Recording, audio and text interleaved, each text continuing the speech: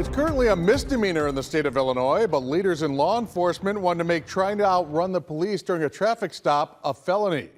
Police chiefs across the state say they need stricter laws, adding that more and more drivers take off when officers pull them over. The hope is a new push in Springfield, which would give law enforcement the much needed backing to make the change.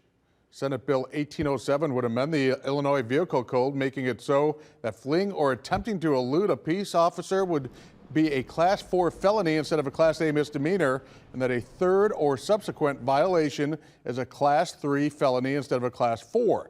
It also elevates aggravated fleeing from a Class 4 to a Class 3 felony, and subsequent offenses would be considered Class 2. Representative John Cabello says fleeing not only puts the officer in danger, but also the general public.